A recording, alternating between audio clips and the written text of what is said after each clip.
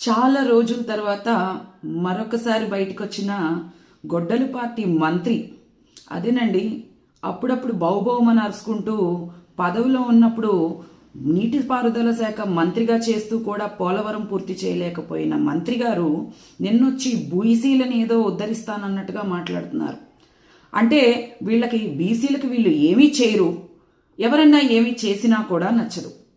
ఎందుకంటే నిన్న మాన్యశ్రీ నారా చంద్రబాబు నాయుడు గారు బీసీలకి 34% రిజర్వేషన్ని అమలు చేస్తూ బిల్లుని పాస్ చేస్తే ఈయనొచ్చి సెల్ఫ్ డబ్బాలు కొట్టుకుంటున్నారని మాట్లాడుతున్నారు. ఈయనకు తెలియదేమో, గత ప్రభుత్వంలో 33.33% రిజర్వేషన్ ఉన్న దాన్ని 24%కి కుదిస్తే ఆ రోజు ఈయన గారి నోరు పెగల్లేదు. ఎందుకంటే జగనన్న దగ్గర మాట్లాడే దమ్ము ధైర్యం వీళ్ళ దగ్గర లేదేమో.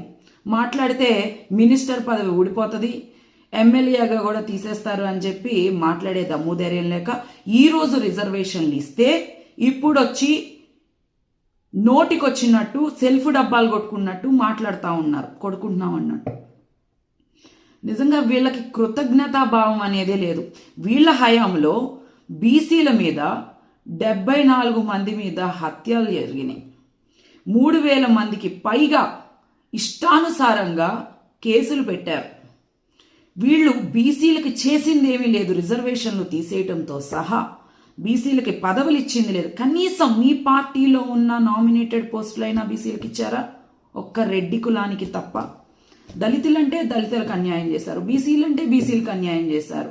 ఈరోజు వచ్చి మీరు ఏ పథకాలు ఇవ్వకుండా పైగా విదేశీ విద్యా పథకం లాంటి పథకాలు కూడా తీసేసి బీసీలకు ద్రోహం చేసి ఆ రోజున అమర్నాథ్ గౌడ్ని చంపినప్పుడు ఏ రోజు మాట్లాడలేని మీరు, చంద్రయ్యని చంపినప్పుడు మాట్లాడని మీరు ఈ రోజు వచ్చి మాట్లాడడం ఎంత హాస్యాస్పదంగా ఉందంటే, సెల్ఫ్ డబ్బాలు కొట్టుకోవడం మీరే మాట్లాడాలి. ఎందుకు మాట్లాడాలి అని అంటే, మేము ఒక కంపెనీని తీసుకొచ్చే మీరు వచ్చి రిబ్బన్ కటింగ్లు చేస్తారు, మేము ఒక బ్రిడ్జ్ చేస్తే మీరు వచ్చి రిబ్బన్ కటింగ్లు చేస్తారు, మేము ఒక కంపెనీలు తీసుకొస్తే మీరు వచ్చి శిలాఫలకాలు రెండోసారి మళ్ళీ ఓపెనింగ్లు చేస్తారు.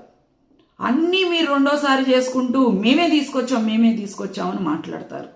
మీరు వచ్చి సెల్ఫ్ డబ్బాల గురించి మాట్లాడుతూ ఉంటే చాలా హాస్యాస్పదంగా ఉంది.